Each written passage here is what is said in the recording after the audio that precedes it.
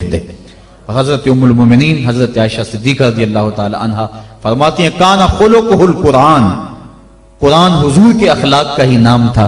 حضور کے خلق کو دیکھنا ہو تو قرآن کو دیکھ لو، قرآن کا عملی ثبوت دیکھنا ہو تو مصطفیٰ جان رحمت کو دیکھ لو۔ تو قرآن ہماری ضروریات کی کفالت کرتا ہے۔ کاش کہ ہم اس کو اس نظر سے دیکھیں جس نظر سے دیکھنے کا تقاضا اس قرآن کا ہے۔ ہم نے اس کو طاقوں میں سجا لیا، اس کے اوپر ریشمی غلاف چڑھا لیے، اس کو خوشبو لگا لی، اس کے اندر مور کے پر رکھ لیے اور اس کو ہم نے اونچی جگہ پر رکھا، ہم نے اس کے نام کی قسمیں بھی کھائیں، لیکن قرآن مجید کے نزول کا جو بنیادی مقصد ہے وہ ہم حاصل نہ کر پائے۔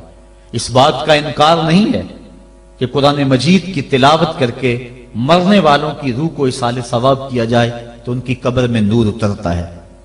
اس کے شواہد موجود ہیں، اس بات کا بھی انکار نہیں۔ قرآن مجید کے الفاظ دم کر کے کسی کو پانی پلائیں تو اس کی بیماریاں صاف ہوتی، اس کا بھی انکار نہیں کیا جا سکتا کہ قرآن مجید کے نور کے مقابلے میں کوئی ناری مخلوق، کوئی جن بھوت، کوئی ایسی چیز نہیں ٹھہر سکتی۔ اس بات کا انکار بھی نہیں کہ اپنے گھر میں، اپنی دکان پہ، اپنے مکان پہ، اپنی فیکٹری میں قرآن مجید کی تلاوت کرو، وہاں برکت ہوگی، رزق میں فراوانی ہوگی، فرشتوں کی قطاریں لگ جائیں گی، رحمت کا نزول ہوگا، اس کا بھی انکار نہیں ہے۔ لیکن بات یہ ہے قرآن مجید کے نزول کا یہ بنیادی مقصد نہیں ہے۔ قرآن مجید نازل اس لیے نہیں ہوا۔ علامہ اقبال نے بڑی خوبصورت اور ستھری تنقید کی ہے، وہ کہتے ہیں بندے صوفی و ملا اسیری حیات از حکمت قرآن گیری با آیاتش ترا کار جزی نیست کہ از یاسین او آساں بمیری۔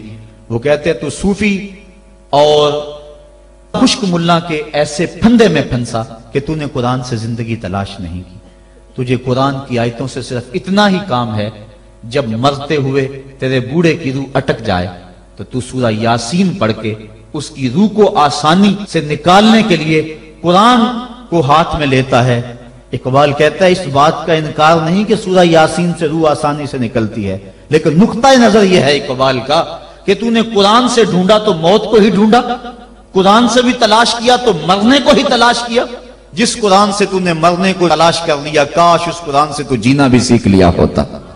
جس قرآن سے تو نے مرنے کی سہولت ڈھونڈ لی، اس سے جینے کا سلیقہ بھی سیکھ لیا ہوتا، اس سے جینے کی سہولت بھی سیکھ لی ہوتی۔ ہم نے قرآن سے بھی جو ہے وہ موت کو ہی تلاش کرنا چاہا۔ آؤ قرآن کے دامن میں جو روشنیاں ہیں، قرآن کے دامن میں جو زندگیاں ہیں، قرآن کے حرف حرف کے اندر جو حیات کے اصول رکھے گئے ہیں، جینے کے جو ڈھب اور طریقے سکھائے گئے ہیں، ان سے ہم روشنی اور نور حاصل کر کے اپنی زندگی کو سنوار لیں۔ قرب قیامت کے فتنوں کا تذکرہ کرتے حضور نے ارشاد فرمایا لا یبقى من القرآن الا رسمه ولا يبقى من الاسلام الا اسمه مساجدهم عامرة وهي خراب من الهدى۔ ایک وقت آئے گا کہ اسلام صرف نام کا رہ جائے گا، قرآن صرف رسم کے طور پہ پڑھا جائے گا، اور مسجدیں زیب و زینت کے لحاظ سے تو آباد ہوں گی لیکن ہدایت کے نور سے خالی ہوں گی۔ کیا آج وہ وقت آ نہیں گیا کہ ہم قرآن کو صرف رسم کے طور پہ پڑھ رہے ہیں؟ قرآن مجید کے مفاہیم و مطالب سے ہمیں آگہی ہی نہیں ہے، اس پر عمل کرنے کی ہماری کوششیں ہی نہیں ہیں۔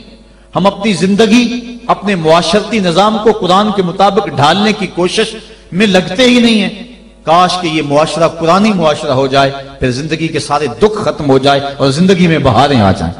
یہ زندگی کے سارے دکھ، یہ زندگی کی ساری مصیبتیں اس لیے ہیں کہ ہم قرآن سے ہٹے ہوئے ہیں۔ قرآن کے دامن سے لپٹ جائیں، زندگی میں رونق آ جائے، زندگی میں بہاریں آ جائیں، ہر سمت محبتوں کے پھول کھل اٹھے اور نفرتوں کے کانٹے خود بخود ہی ختم ہو جائے اگر ہم قرآن پہ آ جائیں تو۔ لیکن ہم نے قرآن کو بطور رسم اپنایا، لا یبقى من القرآن الا رسمه، قرآن کو رسم کے طور پہ ہم پڑھ رہے ہیں، ورنہ یہ قرآن تو مردہ دلوں میں زندگی کی